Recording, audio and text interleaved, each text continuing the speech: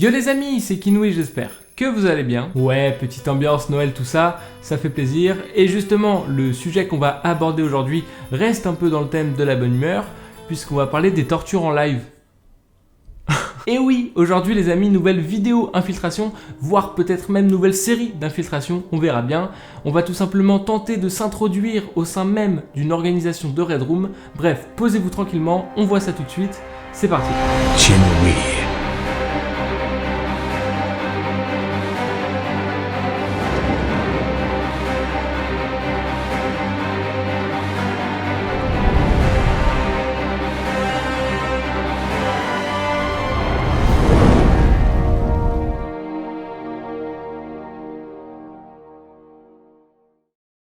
Les Red Room, alors vous en avez peut-être déjà entendu parler, il s'agit tout simplement de tortures diffusées en direct sur le dark web. Ouh, super ambiance. Et même si on trouve énormément de youtubeurs et d'articles sur internet qui disent que les Red Room ne sont que des légendes et que ça n'existe pas, bah moi je suis pas du même avis. Puisqu'à partir du moment où on a compris que c'était possible techniquement de faire un live sur le dark web, bah on est tous d'accord pour dire qu'il existe au moins un mec dans ce monde qui a sûrement déjà torturé quelqu'un en direct, pour de l'argent. Bref, je vais pas rentrer dans les détails sur les Red Room, mais si ce sujet vous intéresse, eh ben je vous conseille d'aller voir une vidéo que j'ai réalisée sur ma chaîne, dans laquelle vous verrez que oui, ça peut bel et bien exister. Je vous mettrai donc le lien dans la description, et même en haut à droite de votre écran, vous pouvez cliquer et aller voir la vidéo. La seule chose importante à retenir sur les Red Room, c'est que ces sites sont très privés, et qu'il ne suffit pas de taper Red Room dans un moteur de recherche du dark web pour tomber dessus. Et je suis d'accord pour dire que tous les sites de Red Room qu'on trouve justement grâce à des moteurs de recherche sur le dark web sont des fakes. Mais ça veut pas dire pour autant qu'il en existe pas.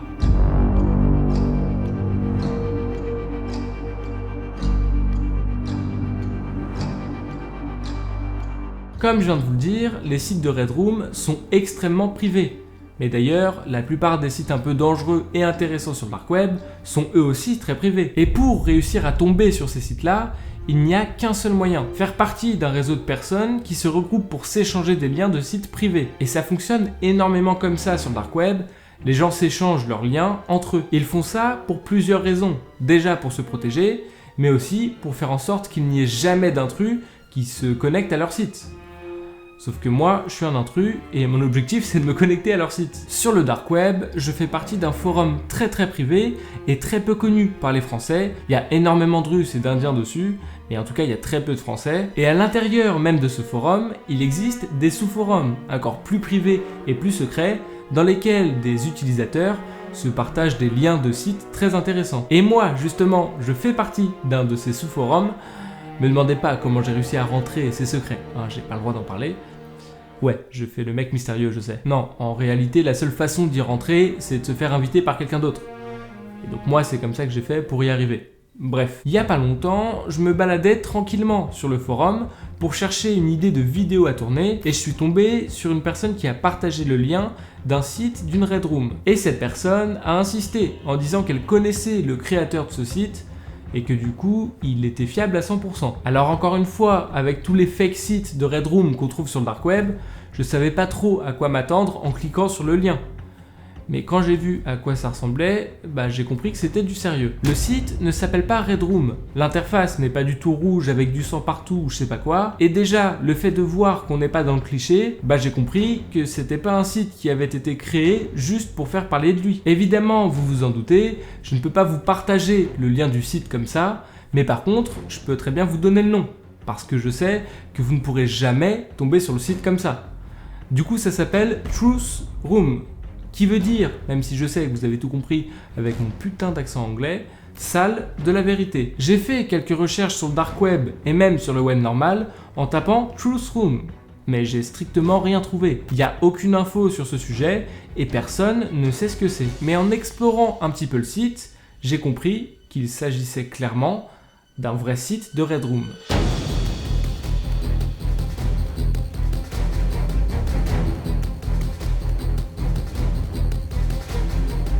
Comme je vous l'ai dit, sur la page d'accueil du site, pas de sang, pas d'image violente ou quoi que ce soit, mais juste écrit Truth Room avec la possibilité de créer un compte ou de se connecter. Et d'ailleurs, il est impossible de faire quelque chose sur le site si on n'a pas créé de compte. J'ai donc moi-même créé un compte sur le site, je Je me suis appelé Random. Peut-être que vous avez la ref et que vous savez d'où vient ce pseudo. Et à partir du moment où j'étais connecté, j'ai commencé à comprendre comment fonctionnait le site et surtout quels services il proposait. Il est possible de payer pour faire kidnapper quelqu'un et pour le torturer. Ouais, c'est clairement horrible. Par contre, très important, la personne qu'on souhaite faire kidnapper doit être obligatoirement une personne de notre entourage. C'est-à-dire qu'on ne peut pas juste dire « Tenez, prenez mon argent et allez kidnapper Donald Trump, quoi ». Non, ça marche pas. Il faut vraiment connaître la personne. Après, peut-être que si tu connais Donald Trump personnellement, ça marche. Et une fois que tu as payé pour kidnapper la personne de ton choix, tu dois envoyer plein d'informations sur elle, comme par exemple son adresse, là où elle travaille, il faut aussi des photos d'elle, etc. Et par la suite, deux choix s'offrent à toi. Soit tu payes plus pour que le mec t'envoie la vidéo de la torture, ou alors tu peux payer encore plus cher pour que la torture se passe en direct, en live quoi. D'où l'aspect Red Room du site. Mais attention, même si tu choisis la formule Red Room, donc en direct, personne ne pourra tomber sur le live. Juste toi. Bon, ok, maintenant on va faire une petite pause, parce que c'est vrai que c'est plutôt glauque comme sujet. Tiens, voici une image de fleurs, pour changer un peu l'ambiance. Voici maintenant un pingouin avec un chapeau. Et maintenant, petit exercice de lucidité pour voir si ma vidéo ne vous perturbe pas trop quand même. Je vais vous poser une question et vous allez me répondre, ok ? Même s'il y a des gens autour de vous, je m'en fous, je veux que vous répondiez à voix haute. Combien font 77 plus 33 ? Allez-y, répondez-moi. Et tous ceux qui ont répondu 100, bah non, vous vous êtes trompés. Comme quoi, voilà, ça vous a vraiment perturbé, putain. Bref, c'est bon ? On y retourne ? Allez, c'est parti. Ce qui m'a montré que ce site était vrai, c'est déjà le fait que tout soit archi privé, mais aussi le fait de voir que le site soit très complexe. Il y a plusieurs pages sur le site, des systèmes de paiement, de connexion et même des messages privés, et ça, c'est très rare. La plupart des fake sites de Red Room sur le dark web sont juste des sites avec écrit Red Room en rouge au milieu, mais c'est tout quoi. Donc c'est pas très crédible. Donc moi, mon objectif, c'était de découvrir qui se cachait derrière toute cette organisation et de faire en sorte qu'il arrête tout.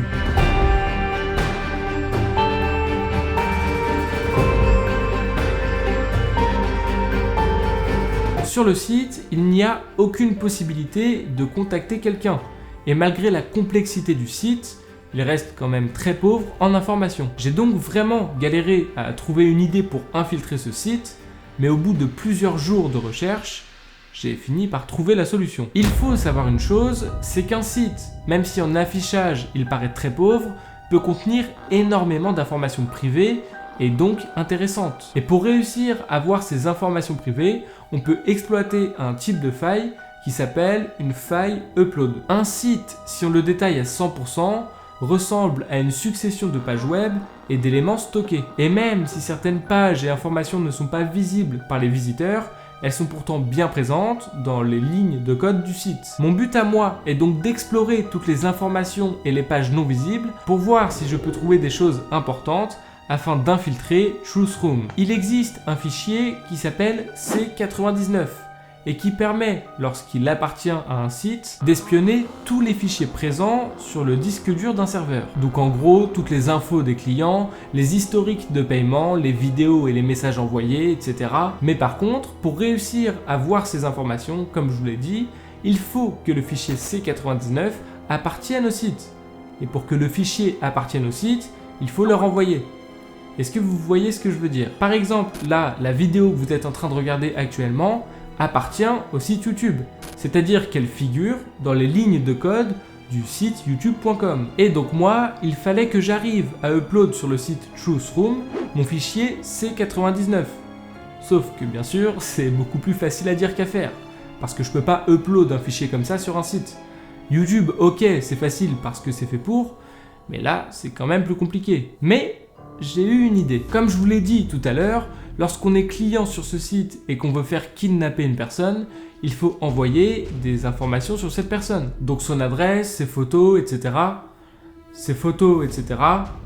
Ses photos. Il faut envoyer ses photos. Vous voyez où je veux en venir ou pas ? J'ai eu l'idée de me faire passer pour un client intéressé, ayant pour envie de faire kidnapper une personne de mon entourage. J'ai alors commencé à remplir un formulaire en détaillant de fausses informations sur une personne inventée, parce que bien sûr, vous l'aurez compris, j'ai pas réellement envie de faire kidnapper quelqu'un. Et au moment d'envoyer des photos de cette personne, j'ai envoyé mon fichier C99. Parce que oui, en l'envoyant de cette manière, c'est comme si je l'uploadais sur le site, et donc ma faille upload aurait fonctionné. Mais ça n'a pas marché.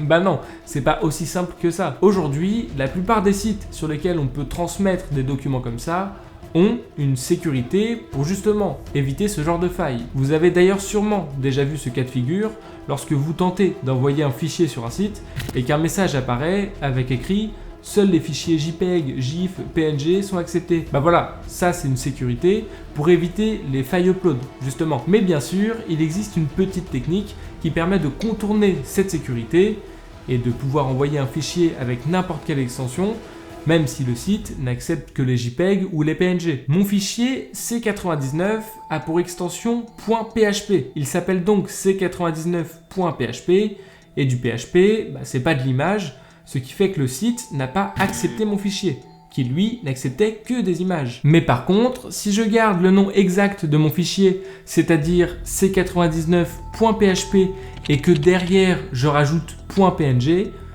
là ça fonctionne parce que le site interprète mon fichier comme un réel PNG, alors que non, vous l'aurez compris, c'est bien du PHP. J'ai alors upload comme convenu mon fichier C99.php sur Truthroom et donc à partir de ce moment-là, il faisait partie du site et donc il va pouvoir lire tout ce qu'il y a autour de lui, c'est-à-dire le reste du code. Lorsqu'un élément est envoyé sur un site, upload sur un site, une adresse lui est attribuée. Par exemple, cette photo sur Facebook là.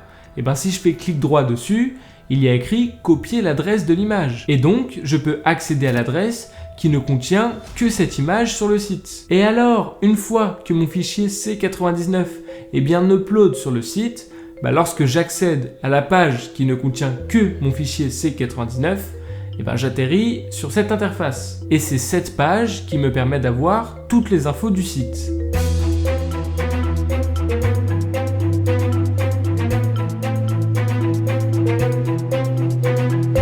À partir du moment où j'avais réussi à infiltrer numériquement grâce à mon fichier C99 le site, j'avais accès à tous les éléments stockés sur le serveur du site. J'ai alors recherché des informations sur l'admin du site pour essayer de rentrer en contact avec lui ou du moins pour réussir à en savoir un peu plus sur lui, mais j'ai strictement rien trouvé. Il n'y a vraiment aucune trace du fondateur de Truthroom. Mais en continuant mes recherches, je suis tombé sur un dossier client. Et dans ce dossier client, je suis tombé sur toutes les informations transmises par les clients du site. Donc les pseudos, les adresses mail et même les noms et les photos des victimes que les clients souhaitaient faire kidnapper. Et à un moment, je suis tombé sur le pseudo du mec qui a partagé le lien de Truthroom sur le forum.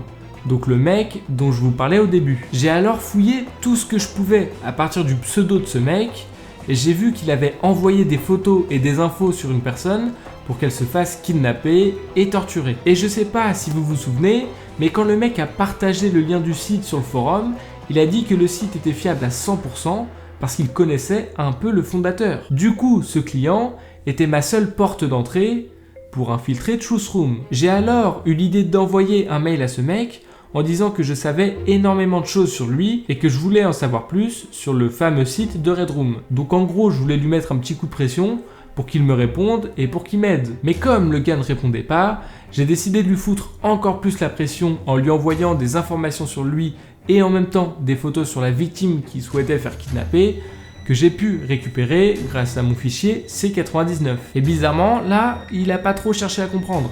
Il m'a répondu « Fais pas le con, voici un contact qui pourrait t'aider et je te promets que j'en sais pas plus. » Et il m'a donné le pseudo Skype d'une personne qui pourrait apparemment m'aider. Donc là, je commençais sérieusement à avoir une piste et ensuite, je me suis arrêté là. Au moment où je vous parle, j'ai pas encore ajouté le gars sur Skype. Donc je sais pas si c'est juste un autre client comme lui ou si c'est le fondateur, mais en tout cas, je sais que c'est un vrai pseudo, parce que ça j'ai vérifié. Donc voilà, je me suis réellement arrêté ici, et j'attends de voir d'abord vos retours, pour savoir si je continue ou pas. Pour être honnête avec vous, je sais pas pourquoi j'ai un mauvais pressentiment sur cette histoire-là. Normalement, quand je fais des vidéos infiltration un peu dans ce style, j'ai jamais peur. Je me dis bon, on va tenter quelque chose, et au pire on verra bien, au pire j'éteins mon ordi, il peut rien se passer de très grave. Mais là, je sais pas, j'ai l'impression qu'il y a quand même une ampleur plus importante. Mais par contre, je vous promets que si je vois que cette vidéo vous plaît et que du coup, je continue mon infiltration, je ferai tout pour faire en sorte que ce mec arrête de faire son activité horrible. Voilà, les amis, c'est la fin de cette vidéo. Vous savez ce qu'il vous reste à faire si vous voulez un autre épisode dans peu de temps. Il suffit de partager peut-être cette vidéo à votre pote ou alors mettre un like, mettre un commentaire ou même faire les trois. Vous faites ce que vous voulez. N'hésitez pas non plus à me suivre sur tous mes réseaux sociaux qui apparaissent à l'écran juste ici ou même de vous abonner à ma chaîne YouTube si c'est pas encore fait. Et puis moi je vous dis à la semaine prochaine pour une nouvelle vidéo. C'était Kinui, ciao tout le monde. Chinwe.